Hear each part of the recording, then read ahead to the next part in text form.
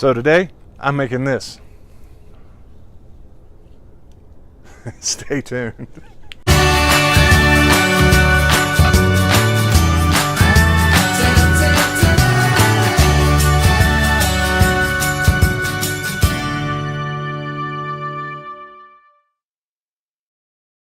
Hi guys, so for those of you who don't know, my name is Michael and I am the woodworker for MK Designs. And yeah, today, this is actually a project for Kat. She wanted me to do this. Basically it's a little herb garden. She went through my scraps, pulled out a couple pieces of wood that she wanted to see what we could make out of.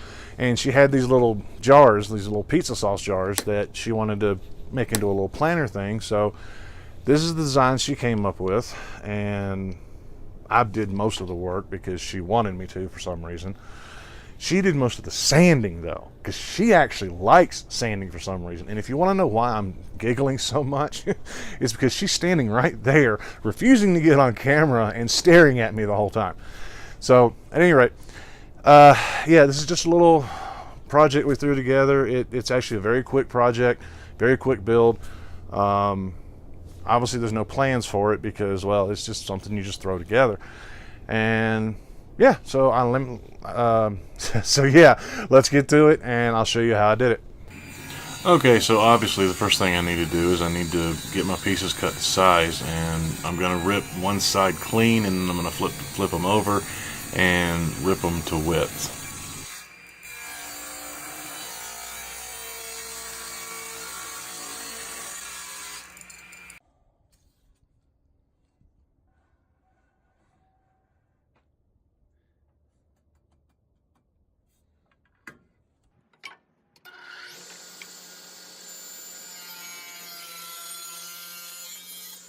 Okay, and now that I have the three pieces cut to width, I'm going to edge join them, edge glue them, just like you would a cutting board, and I'm going to clamp them up, and I'm going to let them sit overnight, and then after that I will go and cut them to length.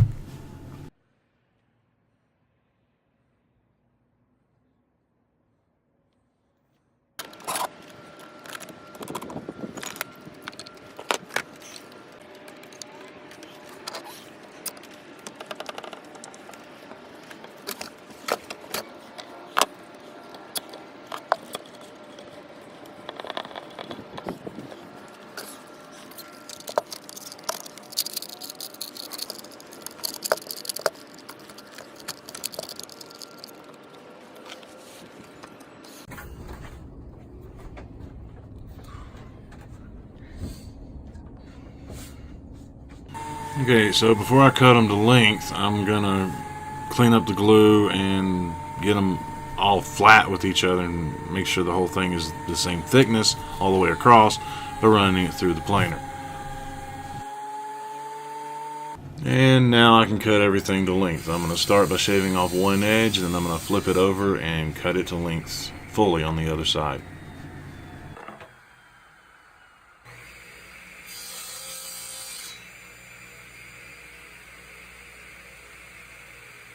In all reality, I'm not actually cutting it to a specific length, I'm just cutting it to where everything is flush on both edges.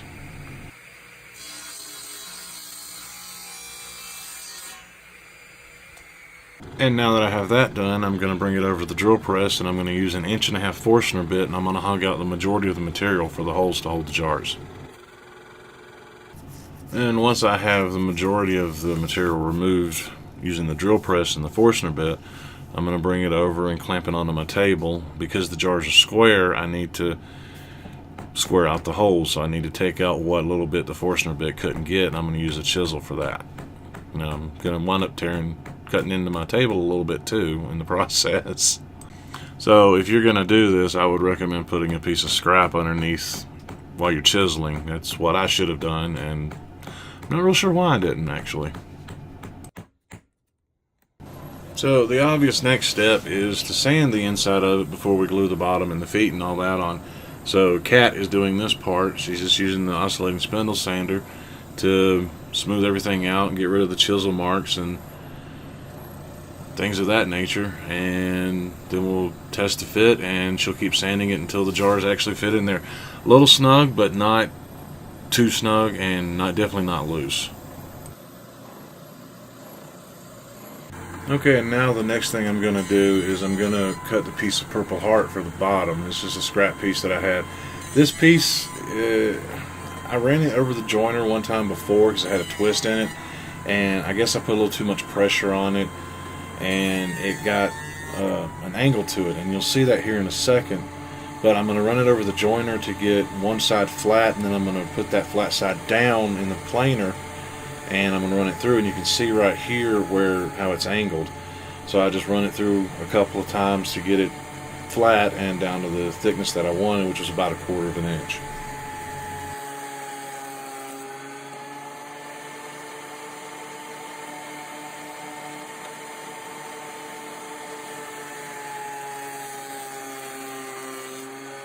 So before I can cut the piece of Purple Heart to size, because of the way I'm going to be assembling the thing, I want to cut the feet first, because I'm going to put the feet on either side, and then I'm going to glue the piece of Purple Heart in the middle between the two. So I've got a piece of walnut here that I've cut it down to length, and now I'm going to rip 2 pieces out of this one little piece of walnut. So once I have those cut, then I can put them in place, and I can measure for the piece of Purple Heart, and then I can set that on my crosscut sled and get it cut.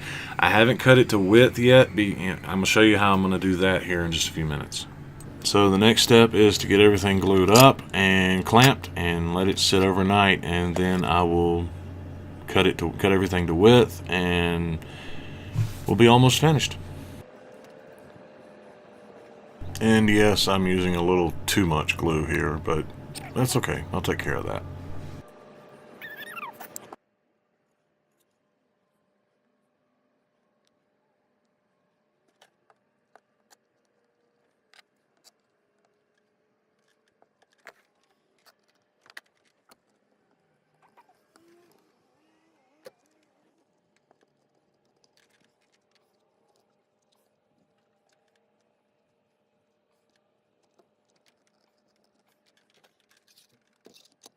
So like I said, I'm going to take care of the excessive squeeze out. I'm just going to take a wet rag and a flathead screwdriver or whatever I can use to get down in little corners, and I'm just going to wipe away as much of it as I can.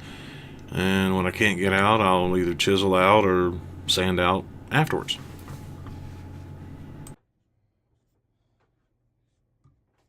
So as I said, I let it sit overnight in the clamps, and now I'm going to cut everything to width. Doing it this way allows me to make sure that everything is flush and I don't have to do a whole lot of sanding. It might leave a few burn marks, but I can sand those off. And it just allows me to get everything flush and make sure everything is exactly the way I want it. Okay, so either I didn't record it or I lost the footage of sanding everything and sanding it all down, breaking the corners, getting rid of all the excess glue that I couldn't get with the rag, and wiping it down and all that beautiful stuff. So yeah, I did all that, and now I am applying the finish. I'm just using Spray Can Deft Lacquer, DEFT. What I'm using right now is I'm using semi-gloss, and then I'm going to go over it with a gloss, and because really the finish is going to be the last one that you put on. So you can start with semi-gloss and then finish with gloss, and you'll wind up with a glossy finish.